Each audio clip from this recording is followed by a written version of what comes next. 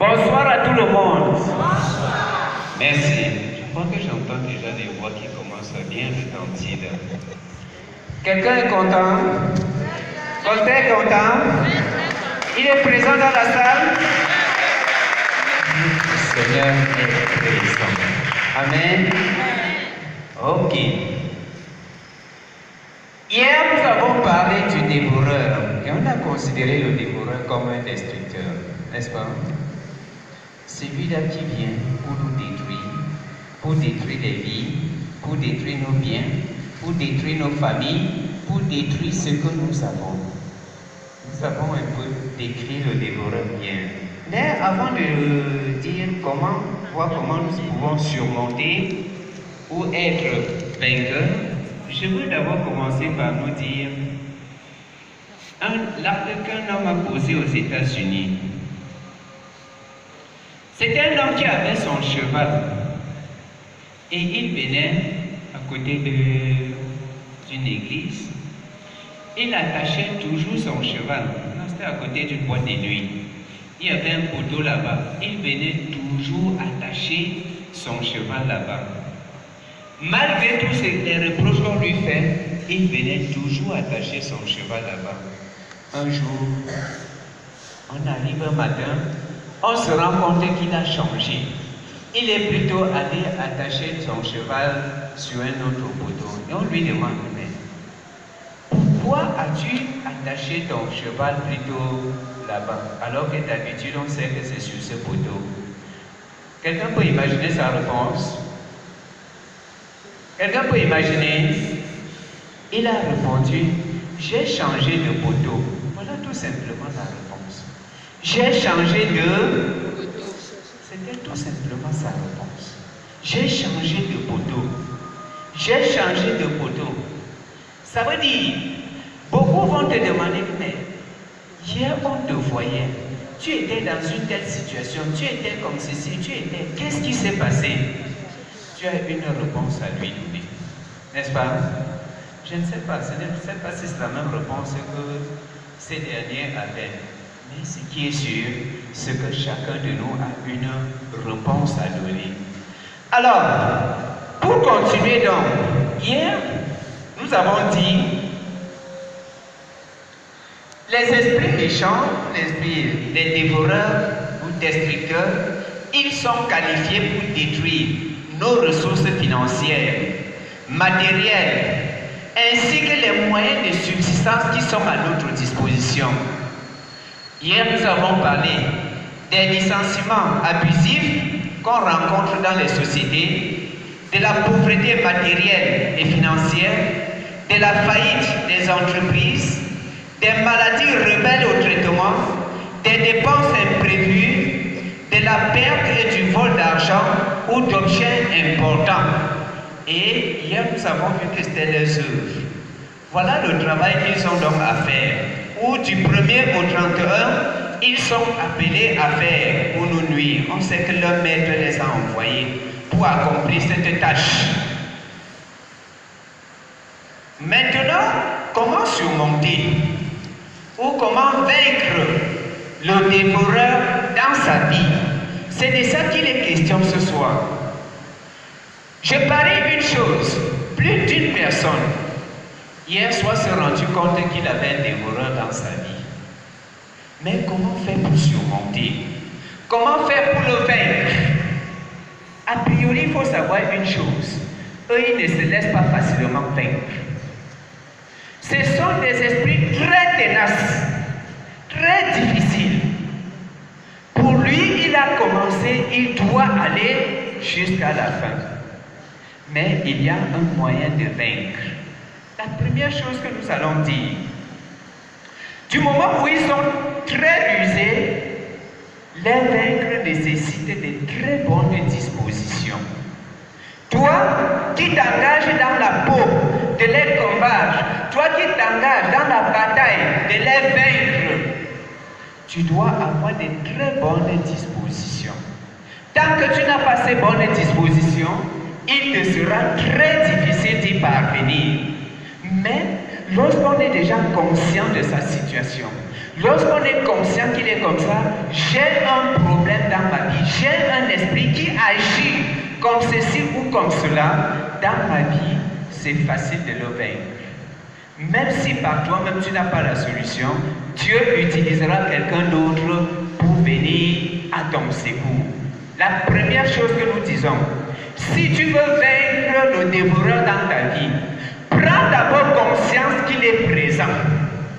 Tant que tu n'as pas pris conscience qu'il est présent dans ta vie, tu ne peux pas le vaincre. On se comprend bien.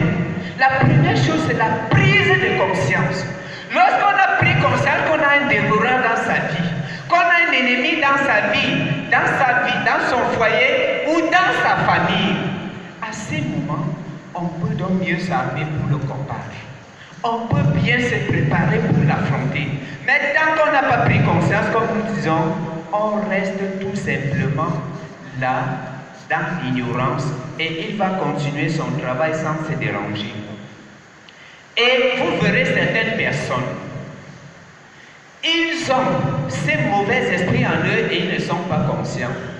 Le jour où ils arrivent dans une communauté, comme la communauté des Besséquins, lorsque le Saint-Esprit est en action, soit lui, il se retire, soit il se lève pour vous dire « Arrêtez, on ne fait pas comme ça à l'église évangélique. » On se comprend bien. Ce n'est pas lui qui fait, ne l'enflammez pas. C'est cet esprit-là qui n'est pas en train de supporter la louange ou la gloire de Dieu. Et quand il voit qu'il ne peut donc pas, il va tout simplement chercher. Je me souviens il y a plusieurs années,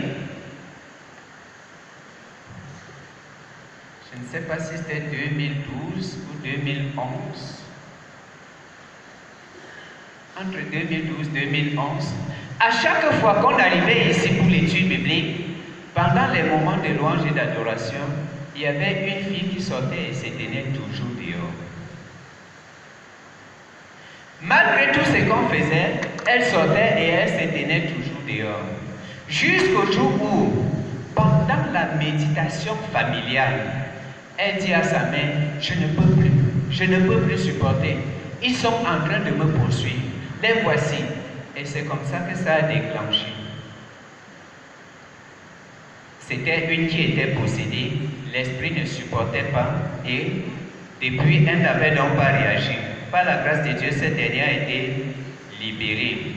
Donc, comme nous l'avons dit, après une prise de conscience, nous avons une deuxième étape qu'on doit vérifier dans notre vie. Est-ce que tu as une bonne relation avec Dieu?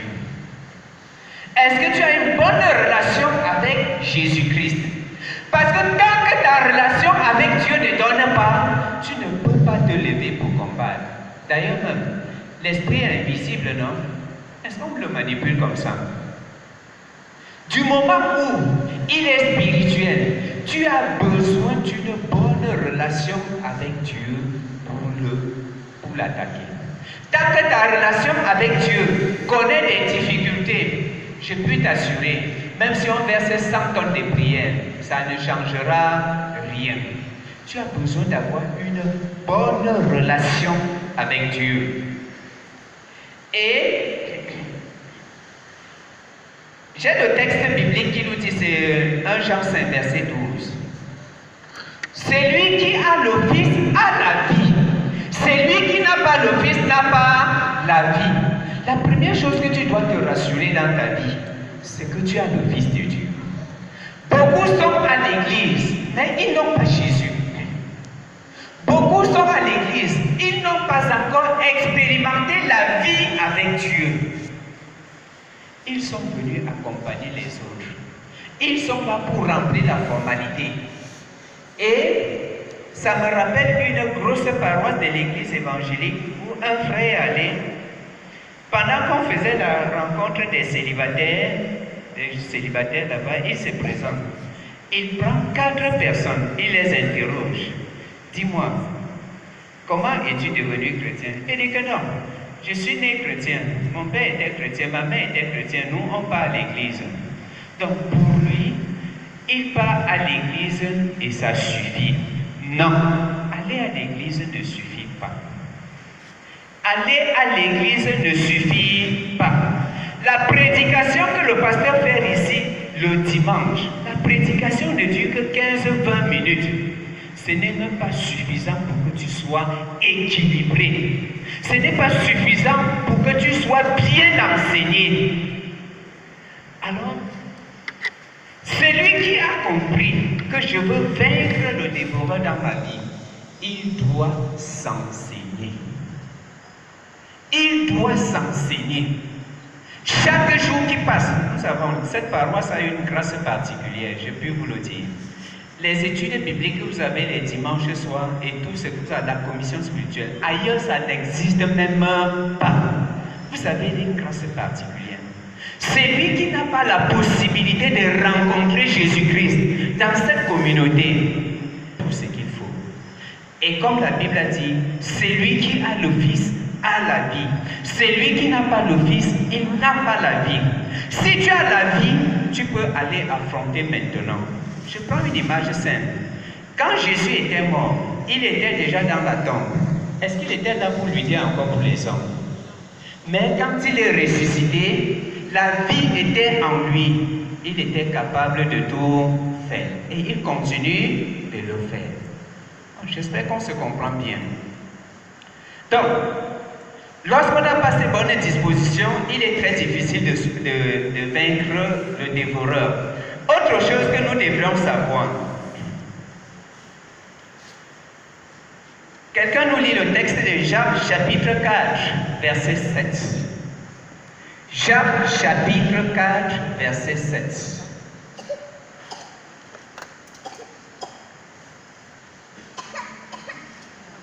Jacques chapitre 4, verset 7. Si quelqu'un a trouvé, la personne lit.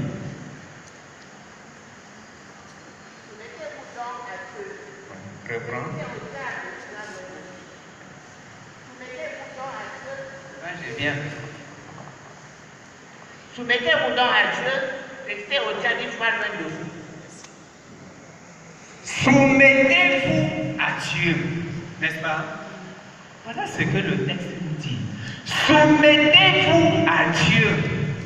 Première chose, beaucoup sont à l'église, mais ils ne sont pas soumis à Dieu. Est-ce que quelqu'un peut me le démentir? Que beaucoup sont à l'église, ils ne sont pas soumis à Dieu. Beaucoup sont à l'église, ils sont soumis à la doctrine de l'église.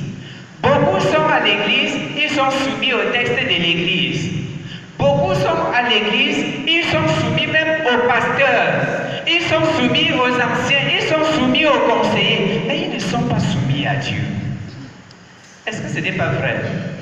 Hein? Non. La Bible demande de se soumettre à Dieu. Il n'a pas dit soumets-toi à un homme. Comprenons très bien. Soumettez-vous à Dieu. Lorsqu'on se soumet à Dieu, Dieu se charge de prendre ta défense. Dieu se charge de prendre la directive de ta vie. Mais quand tu n'es pas soumis, tu as choisi un homme, te soumettre à un homme, tu as choisi de soumettre peut-être à une religion, Dieu n'est pas présent. Tu dois choisir de te soumettre à Dieu. Première chose. Deuxième chose, résister au diable. Ah oui, c'est très important. Résister au diable. Tout à l'heure, je dis, les esprits sont parfois trop têtus et très tenaces, non? Malgré tout ce que tu vas faire, n'est-ce pas? Lui, il est là, il te regarde. Il te dit que même ta puissance là, je ne te vois même. Et je me rappelle de ce jour où pendant que nous étions en haut en train de délivrer quelqu'un, le démon se révèle et dit, toi, la fille là, tu cherches quoi à Forêt-Bas? Au lieu de prier ici, tu as un démon qui parle. Quand bien il sait qu'on est en train de le combattre, il faut qu'il cherche à te distraire. Il te distrait pour que tu ne résistes pas. Mais la Bible te demande de résister au diable. Résister au diable. Le diable aura le dessus sur toi et il te sera impossible de te soumettre à Dieu.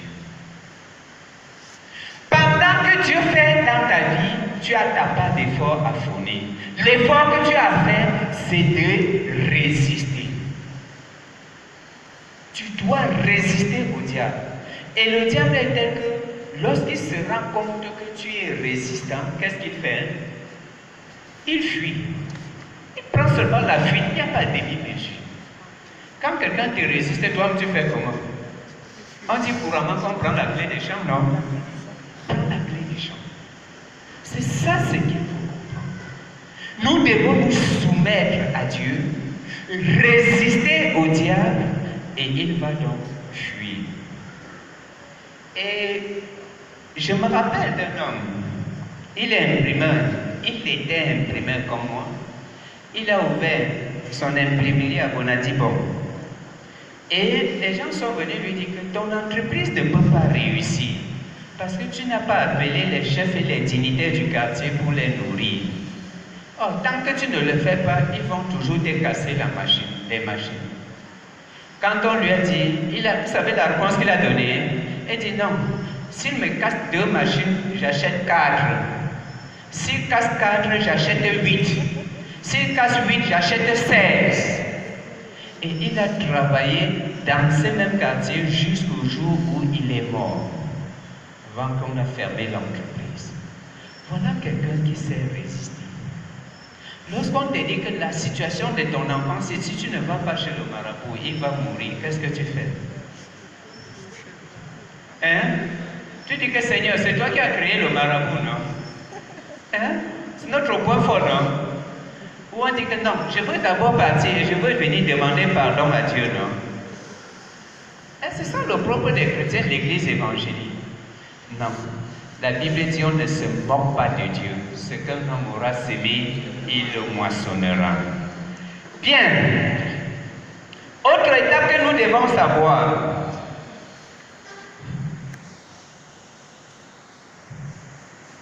Je veux nous dire une chose qui nous dérange beaucoup et qui va déranger plus d'une personne.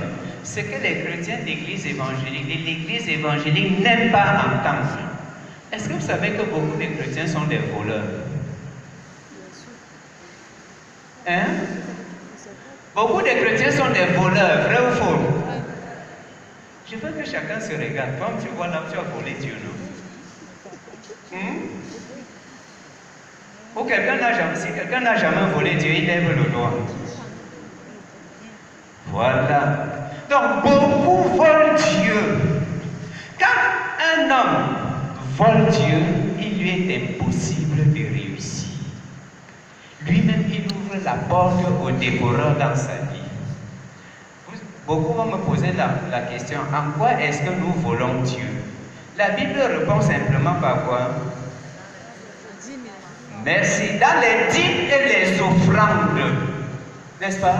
Toi, tu sais que la dîme revient directement à Dieu. Et tu prends, lorsque tu prends ton revenu, tu dis, Seigneur, j'ai trop de problèmes. N'est-ce pas? Tu mets dans ta poche, tu résous des problèmes avec, non? Le lendemain, si tu avais un problème, il se multiplie par 3. N'est-ce pas? Parce que tu voles Dieu. Parce que tu voles Dieu. Remets à Dieu ce qui lui appartient. La dîme n'est pas pour toi. La dîme, c'est pour le Seigneur. On se comprend bien. Il y avait un conseiller de cette paroisse. Il s'appelait Gérard Camté. Pour ceux qui l'ont connu, Gérard Camté. Pendant qu'il était à Yaoundé, il avait un problème. Il est venu ici à Douala, son problème continuait. Il souffrait de ce que nous appelons couramment les couches de nuit. On a prié pour les couches de nuit. Il n'était que victime des couches de nuit. Un jour, il était vraiment dépassé. Il est sorti, il habitait Mabanda. Pendant qu'il était en route, il venait, il réfléchissait. Il dit, je ne sais plus quoi faire. Seigneur, j'ai tout fait. Et l'Esprit de Dieu lui pose la question. Où est ta dîme? Où est ta dîme? Rentré en lui-même. Comme il venait au culte, il est plutôt rentré à la maison. Et il est rentré devant Dieu. Dit, Seigneur, je demande pardon. Parce que depuis longtemps, je te vole. J'ai compris que je te volais depuis. Il a pris la dîme. De ce mois-là, il est venu ici au temple déposer. Depuis ce jour-là, personne n'a plus jamais prié pour les couches de nuit. C'était complètement fini. Lorsque nous refusons de donner à Dieu ce qui lui revient, le dévoreur vient récupérer. C'est une chose que tu as volée, non? Lorsqu'un voleur est volé, il doit se plaindre. Mais pourquoi toi tu te plains que tu as un dévoreur? Si toi-même tu sais que tu voles Dieu, pourquoi te plains-tu?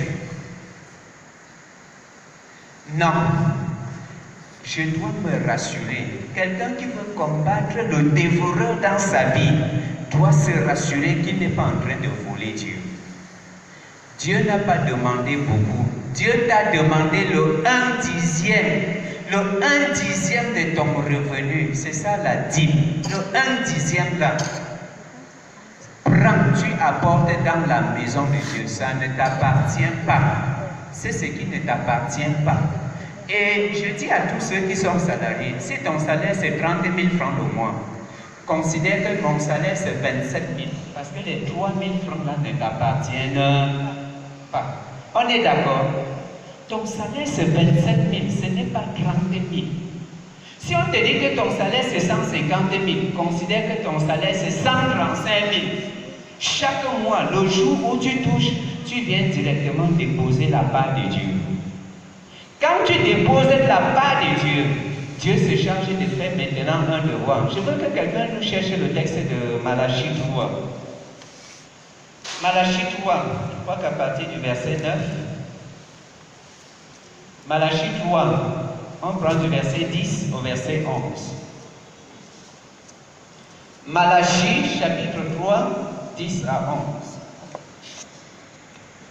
Malachie chapitre 3, versets 10 à 11. Là, il est écrit: apportez à la maison du trésor toutes les dîmes, afin qu'il y ait de la nourriture dans ma maison.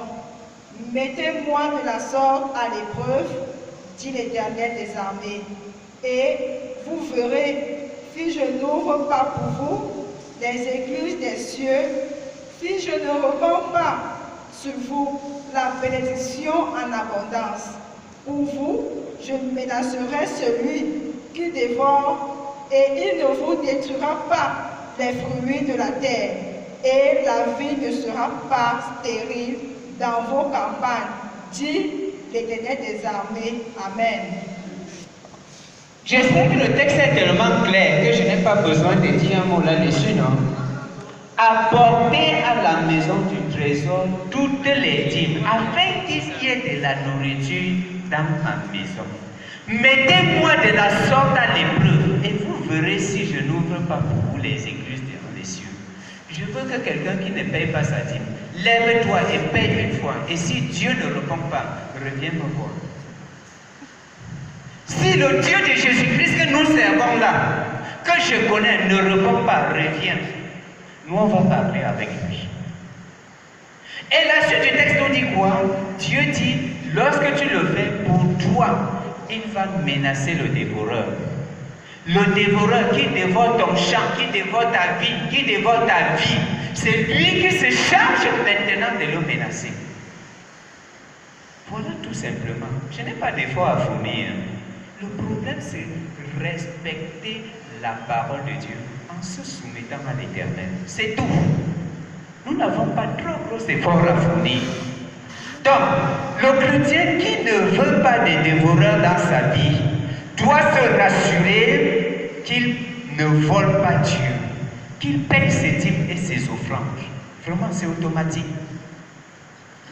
Or, je vais vous donner un mauvais exemple de la Bible que nous connaissons bien. Nous connaissons un peu l'histoire d'Anania et Saphira, non?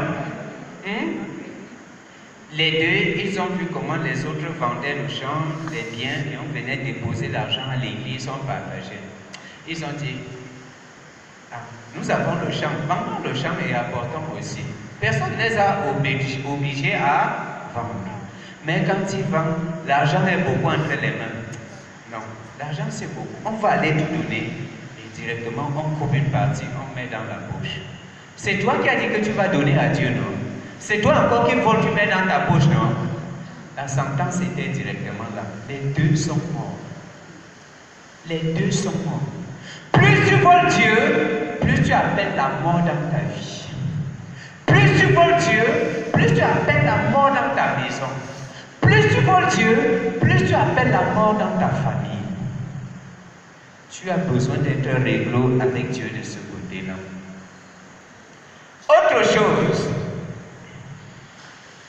beaucoup disent, nous sommes des chrétiens, mais ils ont un gros problème. Ils ne sont que les chrétiens des dimanches, comme on a l'habitude de dire. Lorsqu'un chrétien n'est pas actif, c'est très difficile pour lui de résister au diable. C'est très difficile pour lui de menacer le dévoreur dans sa vie. Vous savez pourquoi? Regardez Dieu, même à la création. Faisons l'homme à notre image et à notre ressemblance. Dieu ne fait pas seul. Quand Dieu révolue, Jésus arrive, même quand bien même il est Dieu, il est le Messie, mais il choisit de s'entourer de 12 disciples. Est-ce qu'il était incapable de marcher seul? Mais il a choisi. Mais quand il envoie ses disciples en mission, il les envoie 2 à 2. Je veux tout simplement qu'on note quelque chose. Lorsqu'on veut résister au dévoreur ou lutter contre le dévoreur dans sa vie, je dois être en communauté avec les autres. Je dois être engagé dans ma communauté. Beaucoup parfois disent que mais, je ne suis pas ancien, je ne suis pas conseiller, je ne suis pas diacre. Non, il y a du travail. Ok? Ton travail, c'est de venir chaque matin ou peut-être choisir un jour de la semaine. Tu viens t'asseoir sur le banc là, même là où on ne te voit pas. Tu pries pour les fidèles de cette paroisse. On se comprend bien. Viens prier pour les fidèles, c'est un travail. L'Éternel cherche ceux qui se tiennent à la brèche. Et toi, tu dois dire, Seigneur, me voici.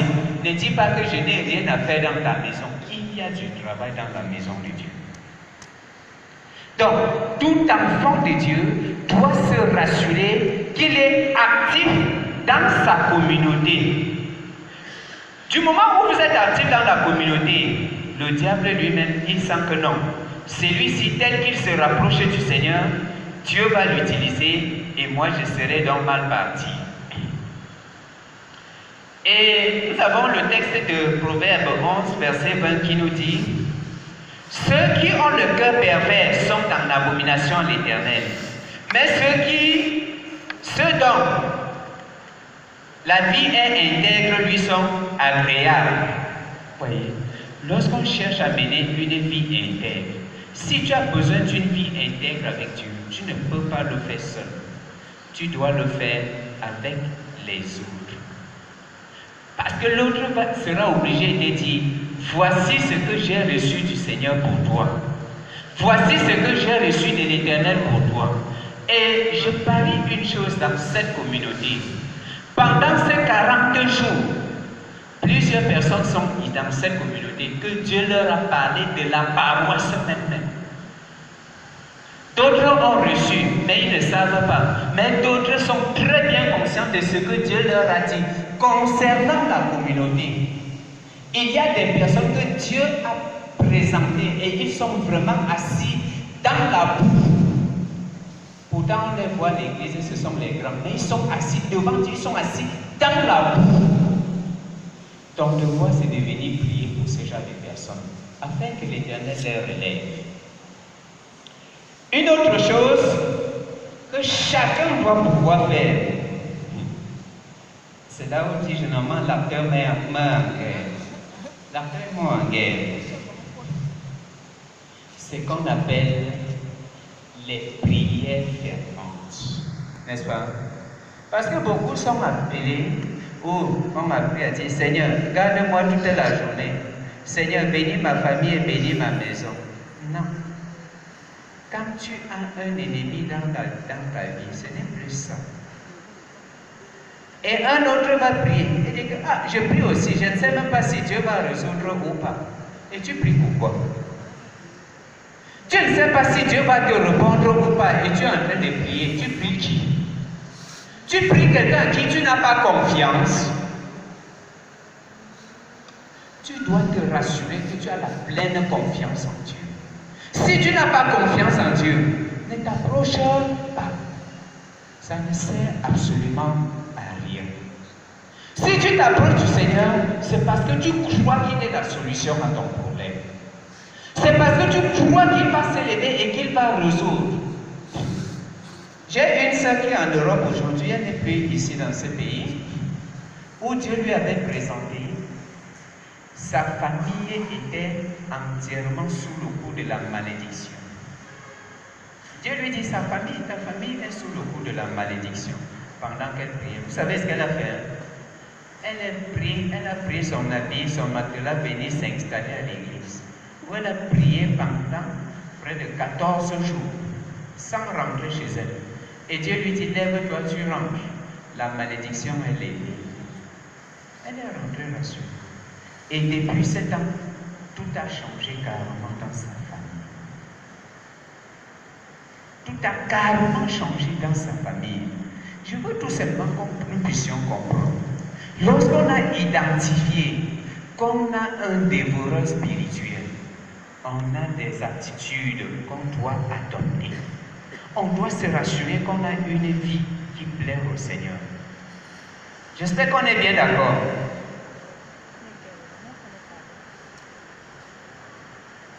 La Bible nous dit, confessez donc vos péchés les uns les autres et priez. Confessez donc vos péchés les uns les autres, priez les uns pour les autres, afin que vous soyez guéris. Car la prière fervente du juste a une grande efficacité. Une autre chose, lorsqu'on est en communauté ou lorsqu'on veut le dévoreur dans sa vie, tu ne dois pas cacher ton péché. On se comprend bien. Tu n'as pas besoin de cacher ton péché. Le péché, tu dois l'exposer. Je n'ai pas honte de dire que je suis voleur. C'est clair? Puisque le vol n'est pas une bonne chose. Si je viens, je dis à maman que non, je suis un voleur, prie pour moi. Le fait que j'ai porté mes pieds, je suis venu lui dire, même qu'elle prie ou pas, ma délivrance suit déjà. Et c'est pour ça que la Bible demande de confesser les péchés les uns les autres. Confesse ton péché, même si ton voisin veut y porter au marché public, ce n'est pas ton problème. S'il veut, il prend ça comme sujet de moquerie, de commérage ou de quoi que ce soit, ce n'est pas ton. Tu as la fait devant Dieu. Et je crois que nous connaissons un peu bien l'histoire de David. Lorsque David, il a dansé devant l'arche de l'Éternel, sa femme a vu et elle a insulté, s'est moquée d'elle, en disant, un grand comme toi, tu danses devant des petits. Et c'est. David a dit, ah, je m'en fous, c'est devant Dieu que j'ai dansé, ce n'est pas devant les hommes. Et lorsqu'il a dit, Dieu a frappé sa propre femme de stérilité. À cause de cette parole-là. Pendant que ton frère, ta soeur vient dire que voici mon péché, pour que tu l'aides à prier, à se débarrasser, quand tu prends, tu pars plutôt faire un sujet de commérage. Sois-en sûr, le retour est là. Le retour est là. C'est toi-même qui ouvres la porte aux dévoreurs ou à tes ennemis d'entrer. Parce que là, tu as signé alliance avec eux, que viens entrer et ils vont venir faire leur travail. Et j'ai une chose, parfois qui me dérange beaucoup, qui me dérange encore beaucoup. Et parfois je m'assois, je dis, Seigneur, pourquoi de telles choses arrivent? Mais je n'ai pas toujours la réponse. Pour ceux qui sont un peu curieux, qui sont un peu vigilants, vous constaterez que dans notre église, l'église évangélique, la majorité des pasteurs, les enfants sont trop rebelles à l'évangile. À moins que peut-être je me trompe. On a une grande majorité où leurs enfants sont rebelles. Je le dis pour avoir travaillé avec l'enfant d'un pasteur qui me regarde. Elle dit que quand je te regarde, tu es trop ignorant. Elle dit que comment? Elle dit que mon père est pasteur. Il m'a donné le nom de son pasteur, mais je ne peux pas vous dire.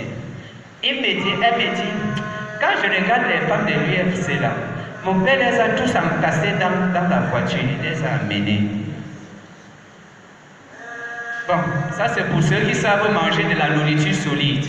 Si tu ne connais pas, tu n'as pas encore appris à manger la nourriture solide, tu ne peux rien comprendre.